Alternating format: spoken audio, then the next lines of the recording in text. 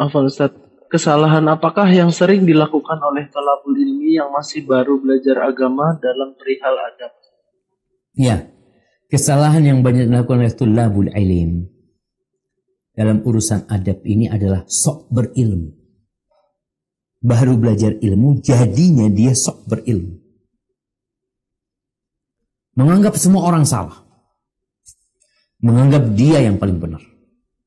Kemudian semangat dia untuk menyampaikan ilmu ini akhirnya membuat dia tidak memperhatikan adab dan etika. Dalam bapaknya salah. Ya kayak orang baru belajar silat ya. Orang baru belajar silat itu semuanya mau dipukul sama dia. Pukul ini, itu biasa. Dan itu kesalahan sebenarnya. Makanya perlu diluruskan. Inilah para penuntut ilmu. Biasanya ketika dia baru belajar, dia baru ngerti, sehingga dengan mudah dia menyalahkan orang ya. Merasa dia yang paling tahu, sama orang tuanya juga seperti itu. Maka kesalahan ini harus diperbaiki. Dengan cara apa? Ilmu itu ada 3 jengkal. Orang kalau belajar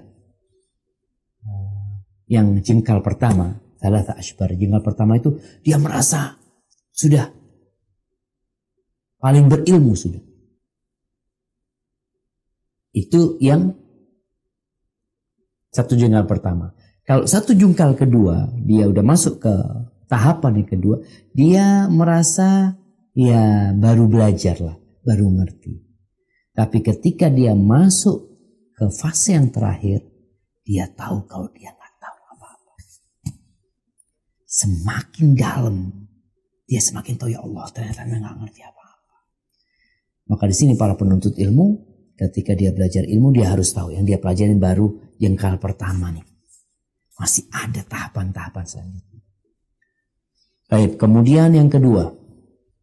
Biasanya para penuntut ilmu yang baru menuntut ilmu ini jadi kaku sikapnya. Jaim, jaga jarak. Oke, memang ada orang-orang yang perlu kita jaga jarak sama mereka. Tapi tadi sabda Nabi SAW tentang orang yang diharamkan masuk neraka. Siapa? Qarib, hayyin, sahl. Orang ini dekat sama orang lain. Orang ini mudah sama orang lain. Dan orang ini ringan gitu. Membantu orang lain. Maka nasihat Anda kepada para penuntut ilmu. Ketika engkau menuntut ilmu. Sebelum engkau berbicara.